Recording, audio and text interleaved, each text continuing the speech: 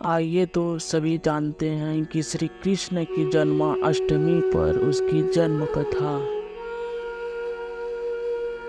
धरती पर जब जब क्रूरता मानवता को हानि पहुंचाने लगती है, जब जब अधर्म अपना विस्तार करने लगती है, तब तब मानव को सही मार्ग दिखाने, क्रूरता से मानवता को बचाने और अधर्म का अंत करके धर्म का राज स्थापित करने के लिए भगवान पृथ्वी पर अवतरित होते हैं।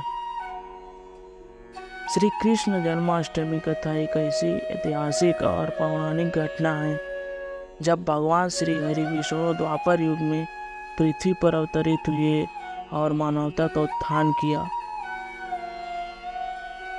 श्री कृष्ण जन्माष्टमी कथा के बारे में जानने से पहले आपको इसकी पृष्ठभूमि के बारे में जान लेना चाहिए, जिसका लक्ष्य द्वापर युग में मानव की क्रूरता और अधर्म से सनातन संस्कृति का संरक्षण करना था। श्री कृष्ण जन्माष्टमी कथा का आरंभ भगवान श्री कृष्ण के पृथ्वी पर अवतरण के साथ होता है। पौराणिक साक्ष्यों के आधार पर यह माना जाता है कि रोहिणी नक्षत्र में आधी रात को मथुरा के कारागार में देवकी के गर्भ से भगवान श्री कृष्ण का जन्म हुआ था। जिस दिन श्री कृष्ण का जन्म हुआ तब भाद्रपद की कृष्ण पक्ष की अष्टमी तिथि थी, जिसको युगों युगों से श्री कृष्ण जन्मोत्सव की कथा को ही श्री कृष्ण जन्माष्टमी कथा कहा जाता है। इस दिन भगवान श्री कृष्ण की पूजा विधिवत तरीके से की जाती है। मान्यता है कि भगवान श्री कृष्ण के जन्मोत्सव के समय श्री कृष्ण जन्माष्टमी कथा सुनने से सुख समृद्धि धन और वैभव की प्राप्ति होती है।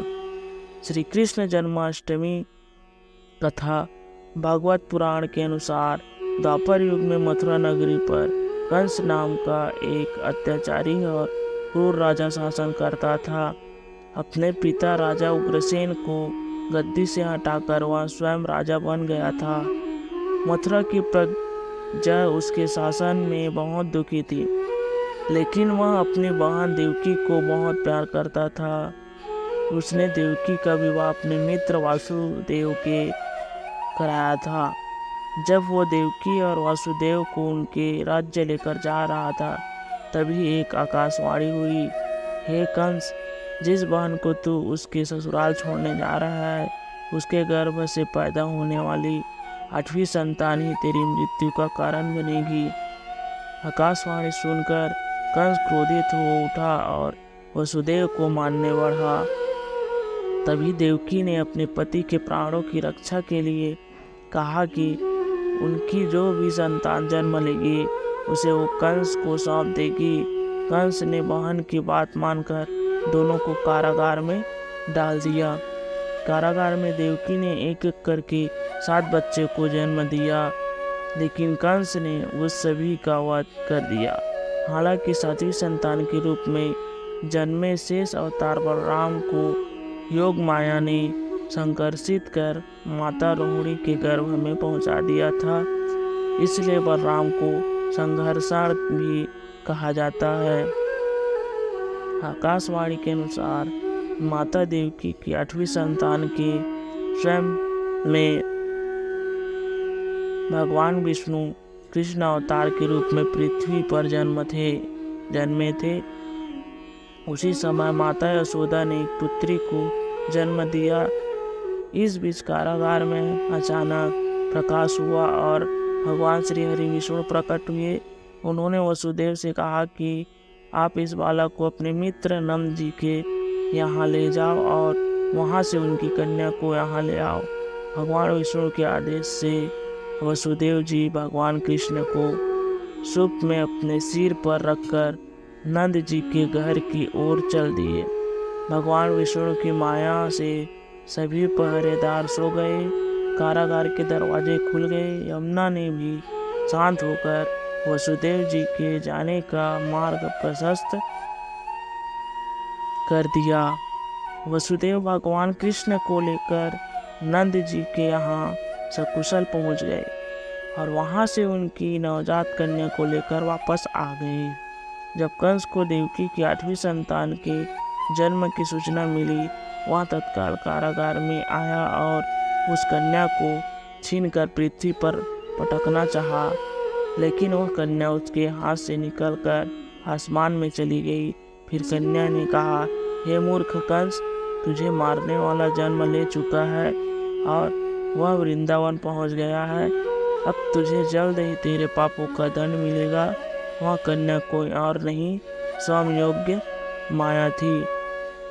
कृष्ण जन्म किस युग में हुआ और द्वापर युग कितने वर्षों का था? कृष्ण भगवान का जन्म द्वापर युग में माना जाता है।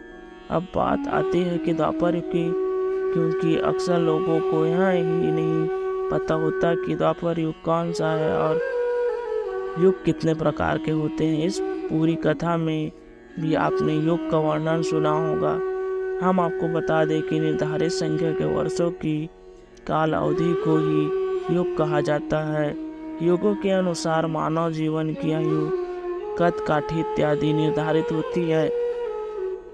सनातन वैदिक हिंदू धर्म के अनुसार 4 युग होते हैं, जिनके नाम क्रमशः सतयुग, त्रेता युग, द्वापर युग, कलयुग है। इनके काल अवधि निम्नलिखित है। सतयुग लगभग 17,28,000 वर्ष, त्रेता युग लगभग 12,96,000 वर्ष, द्वापर युग लगभग 8,64,000 वर्ष, कलयुग लगभग 4,32,000 वर्ष।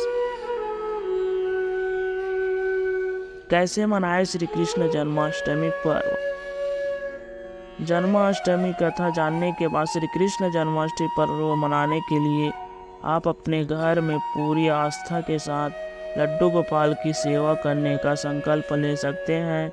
श्री कृष्ण जन्माष्टमी पर उपवास रख कर और दही हांडी उत्सव के माध्यम से भी श्री कृष्ण जन्माष्टमी पर्व मना सकते हैं। दही हांडी बाल कृष्ण की लीलाओं का प्रतीक मानी जाती है, इसलिए इस लीला से मिलने वाला रस आपको कृष्णमय कर देता है।